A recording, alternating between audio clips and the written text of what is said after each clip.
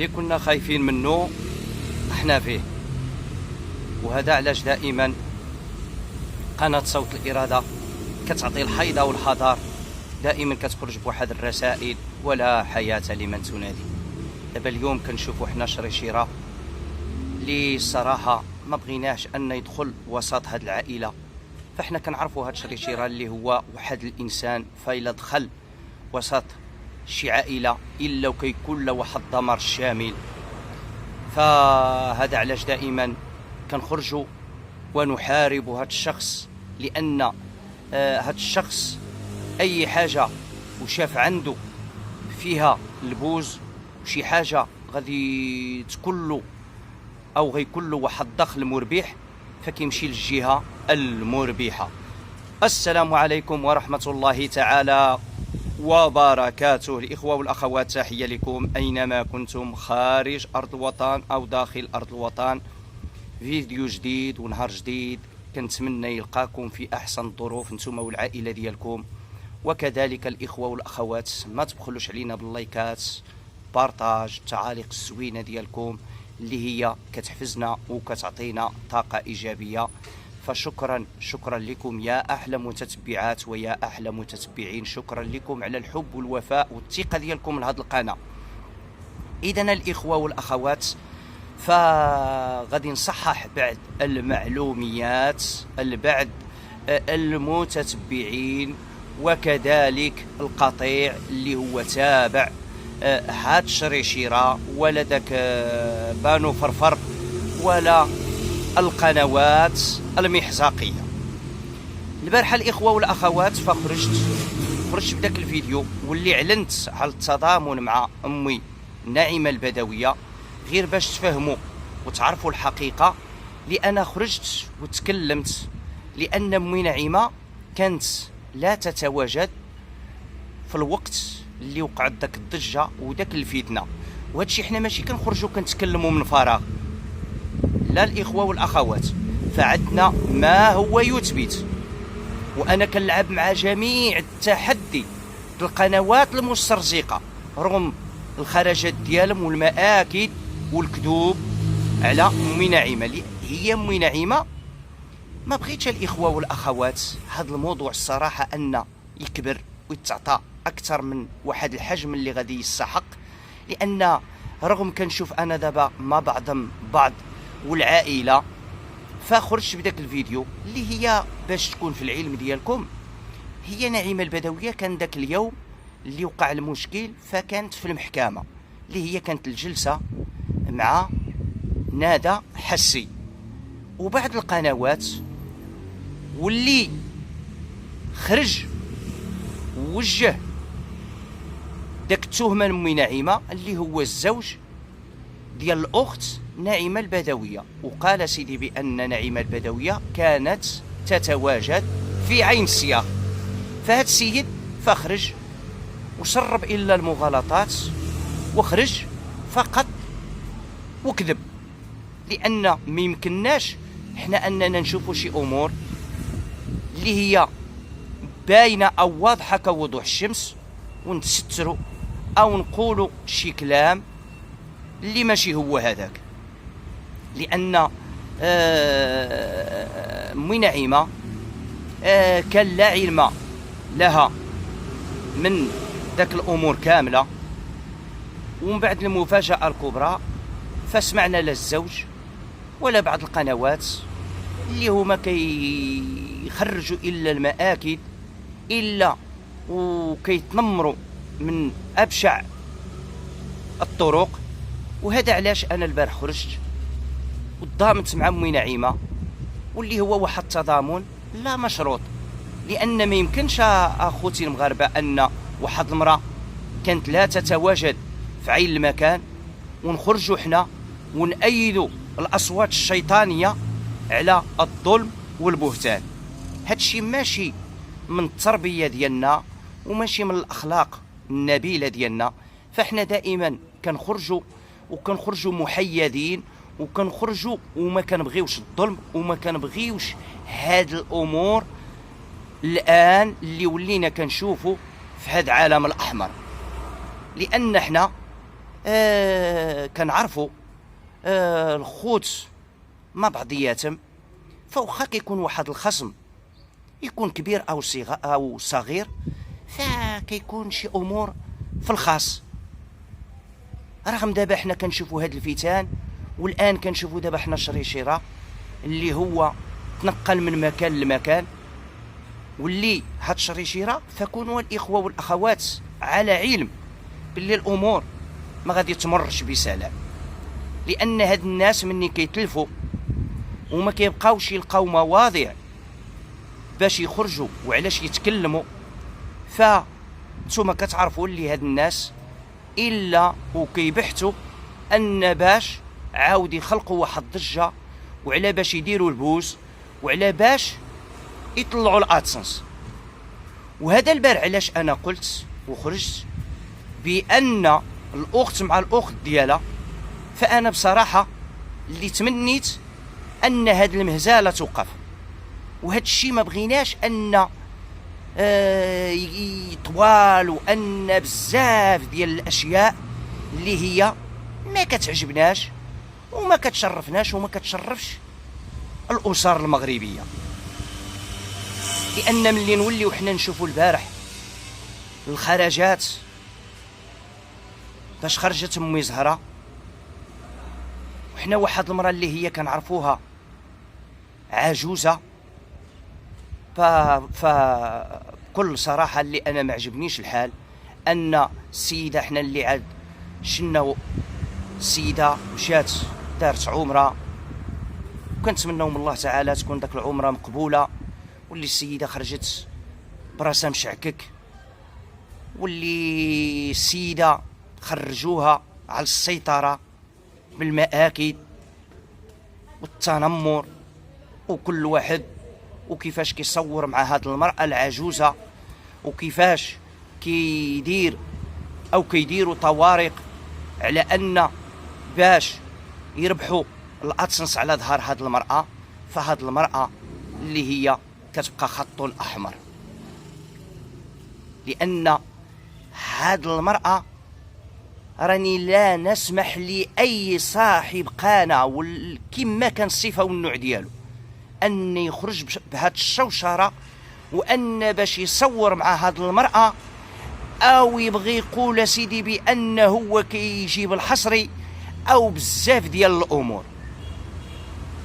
لأن هاد أمي زهرة اللي هي واحد المرأة وصلت لواحد السن، فهاد المرأة أننا خصنا نعطيوها التقار، وأن نحترموها، وأن نديروا أكثر من المجهودات الجبارة ديالنا، ونحاربوا هاد الجيوش الإلكترونية العابرة على القارات، أن هاد الناس يوقفوا لنا هاد المهزلة.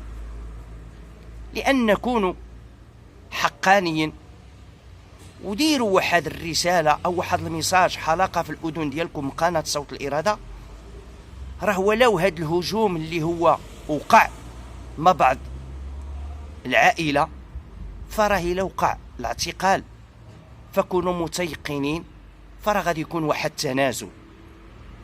فما عندكم علاش ان نتوما تزيدوا وتكبروا الموضوع، وان تدخلوا في وسط هاد العائله الشياطين، ان باش هاد الناس حتى الا كانوا غيكون واحد الصلح او غتكون شي امور اللي هي امور رحيمه، تكونوا نتوما سبب ان باش ما يكونش الصلح، وان تشوفوا عائلات وعائلات في السجون. وهذا الشيء حنا فكنعرفوه ماشي من عوايدكم، فهذا هو علاش دائما نتوما كتخرجوا وكتحفروا وكديروا اكثر من المجهودات ديالكم. لان علاش؟ باش كتبغيو تبينوا راسكم نتوما ابطال، وكتبغيو تبينوا راسكم نتوما عندكم مصداقيه، وكتبينوا راسكم نتوما بانكم كتدافعوا على الحق، وكتبغيو تجيبوا الحق، وكتبغيو تنصروا الحق. فانا كنقول لكم من هذا المنبر فانتم ليس لكم الحق في هذا الملف او هذه العائله، لان هذه العائله اللي هي دابا الاخوه والاخوات، انا ملي كندخل دابا ونبقى نسمع من القنوات هذه العائله ما نكذبش عليكم والله العظيم الا كتشدني الطياره، لان كيبانوا لي هاد العائلات كلهم مظلومين. لان كنشوف انا دابا الان الخرجه اللي باش خرجت مريم بنت امي نعيمه، اللي الصراحه كتعتز بلالاها او الجده ديالها، واللي قالت بعض من اللسان ديالها اللي ولو تخرج تقول فيها داكشي اللي واخا اللي ما عمرو تقال، فهي راضيه على القضاء والقدر من الجهه ديال لالاها.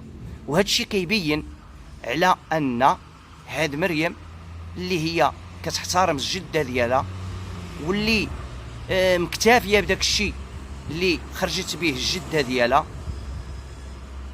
ام بعد كنخرجوا عاود للطرف وكنسمعوا الطرف ديال الاخت المصونه اللي المده ديال 5 ولا 6 ديال الشهور اللي هي ما بغاتش ان توقف هاد المهزله، عاود كنسمعوا كلام اخر.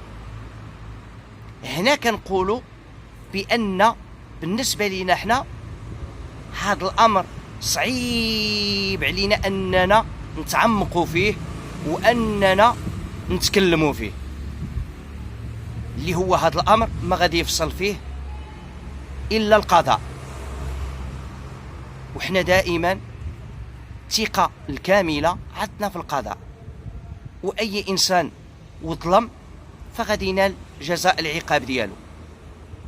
انا فقط واحد الرساله لهذه القنوات المسترزقه ان يبعدوا من هذا العائله، لان انا كنآمن ما كيدخل ما بين الظفر واللحم الا الوسخ.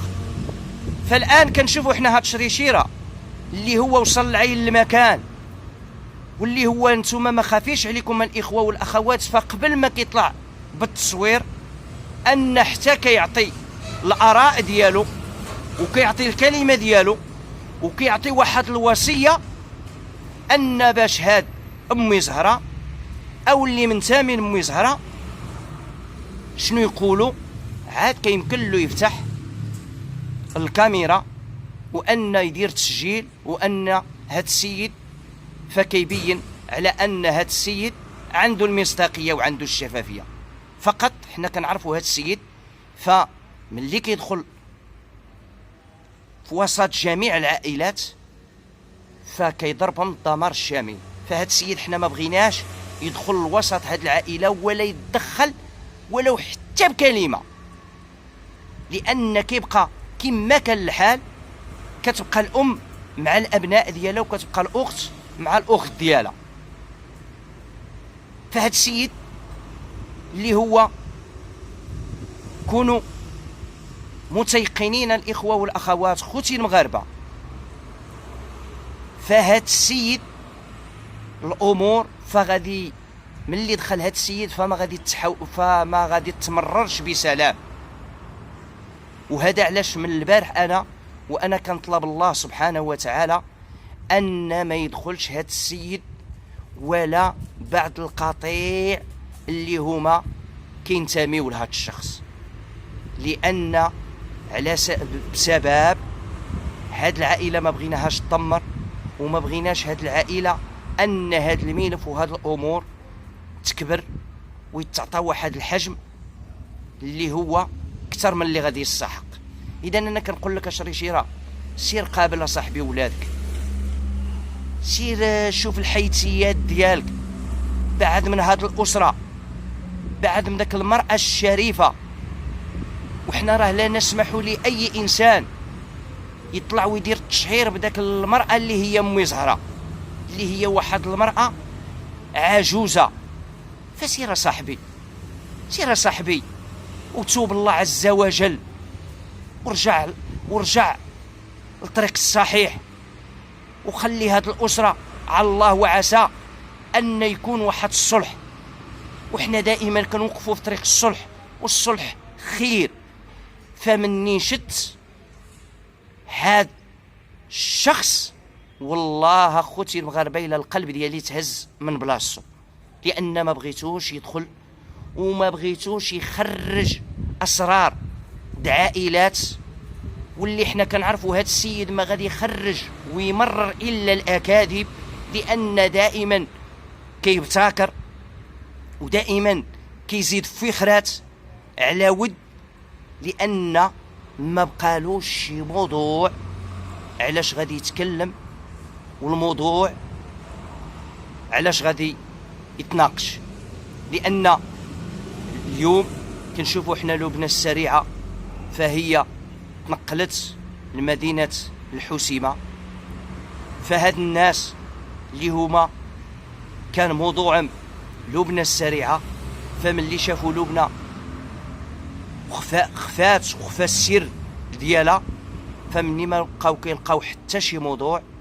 الان ها انتم كتشوفوا اللي عاود دخلوا لهاد العائله، واللي هاد العائله كاين واحد الخلاف، وحنا هاد العائله كنتمناو ان يتم الصلح، وهاد الشيء ما بغيناش.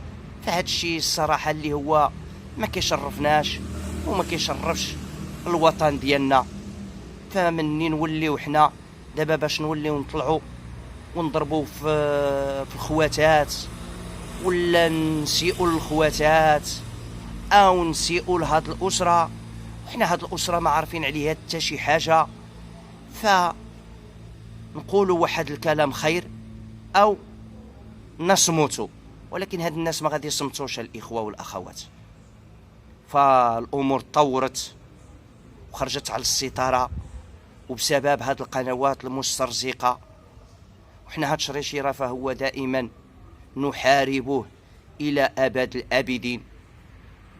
وهاد السيد مادام دخل لهاد الاسره فغادي تشتت، ومازال غادي تنتظروا الاخوه اللي داك الشيء ما عمر غادي تكونوا متخطرينه على البال ديالكم. فكنتمناو الله تعالى يفضحوا، كنتمنى من الله تعالى يعطيه واحد الهزيمه فاش يتلها ويبعد من هاد الاسره.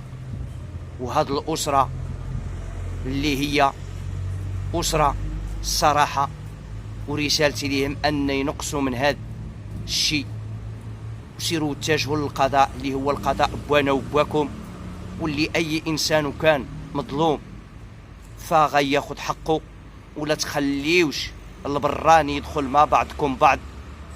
فالبراني اللي هو فكيدخل فقط الا على البوز وباش يطلع الادسنس. فكونوا اقوياء وكونوا ناس حقانيين، وكونوا واحد الناس كتقبلوا الحقيقه وكتقبلوا النصائح. ورسالتي حتى لهاد الزوج ديال هاد الاخت ديال نعيمه البدويه، كون صاحبي واحد الانسان رجل شجاع وما تتمررش الاكاذيب، وإلا راجل وتكون راجل ونأيدوك على الرجوله ديالك، فعندك حق ان تنقص وتوقف هاد المهزله، لان تقبض الزوجه ديالك. وعندك حق ان ما تبقاش تخرج بهاد المآكد وهاد الخرجات اللي الان كنشوفوا حنا. وكون على بال،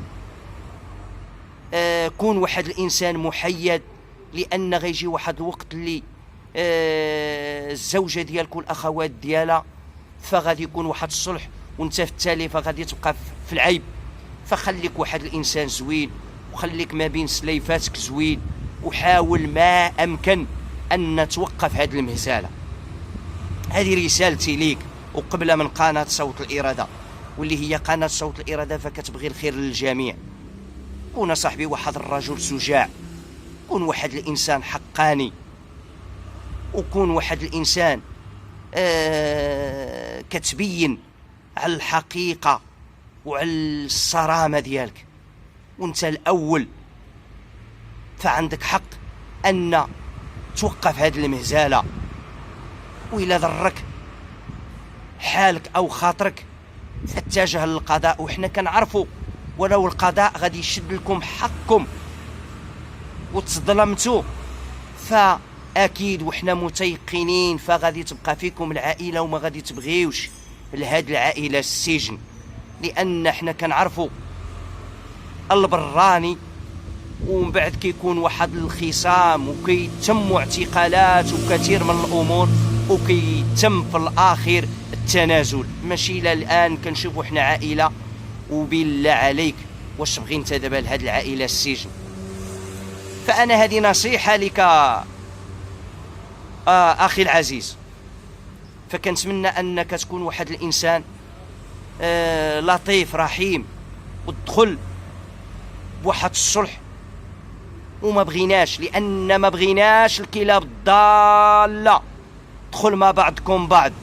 والان كنشوفوا حنا شريشيره اللي هو غيضربكم واحد الدمار شامل، واللي غادي تندموا وما غادي ينفعكم ندم.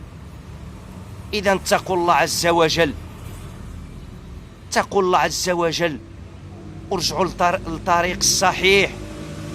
حنا هاد الشيء هذا فهو لا يرضينا، وهاد الشيء راه ما كيعجبناش، لان حنا كنعرفوا من المبادئ والاخلاق ديال المغاربه. فهاد الخنز وهاد الشيء اللي كنشوفوا كتمروا في هاد العالم الاحمر ما كيديروهش الاسر المغربيه، لان حنا كنعرفوا الخوت اللي هما كتكون شركاهم بالزوله وحده فكيكونوا مضامنين، وكتكون واحد الموده واحد الرحمه ما بين الخوت. والان ها حنا دابا كنشوفوا شي امور اللي هي كتحفزنا وكتضرنا في الخاطر ديالنا منين نشوفوا حنا الاخوات ونشوفوا قنوات اللي بعيده ككل بعد على هاد العائله وطالعين وكيديروا البوز، كثرة العناوين الكاذبه والخرجات الكاذبه وكيمروا الا المغالطات. فكونوا نتوما حكماء، كونوا ناس حقانيين، وتقبلوا واحد الرساله من قناه صوت الاراده، فهي دائما كتطلع واحد الصوت اللي هو صوت محيد، وانا بغيت لكم الخير. وهذا الشيء فانا ما كيعجبنيش، وهذا الشيء ما كيشرفنيش انني نخرج ونتكلم عليه. اذا تقبلوا هذه الرساله وهذه النصيحه. وهنا وصلنا لهاد نهايه الفيديو، فتحيه وتحيه كبيره لكم يا احلى متتبعات ومتتبعين. شكرا لكم. وقناه صوت الاراده فراكم كتعرفوها الاخوه، وبشهاده القنوات وشهاده المتتبعين فانا ما كنبغيش وما عزيزش عليا الظلم. وانا ما خرجت البارح بداك الفيديو فقط الا وعطيت كتوضيح اللي هي نعيمه البدويه كانت بعيده ككل بعد من هاد الفتان فقط. وانا دائما نبقى انسان محيد، وما يمكنليش انني ندخل ما بين هاد العائله ونتكلم بشي امور في هاد العائله. وانا هاد العائله فقط كنعرف امي نعيمه، وهاد العائله ما عنديش درايه عليها اكثر، ولكن فهذا ميساج ورساله للجميع ان يتقوا الله عز وجل. وبغينا احنا الصلح، ودائما كنوقفوا في طريق الصلح، وهذا الشيء فهو راه ما كيعجبش الاسر المغربيه. اذا الاخوه والاخوات تحيه وتحيه لكم حاره من قناه صوت الاراده. وما نساوش خوتنا المغاربه اللي قاطنين خارج ارض الوطن، تحيه وتحيه لكم كبيره. وما نساوش خوتنا المغاربه من طنجه للقويره، تحيه وتحيه لكم حاره. وكذلك خوتنا في جميع الدول العربيه، تحيه وتحيه لكم كبيره. وشكرا لكم، شكرا لكم، ومع السلامه.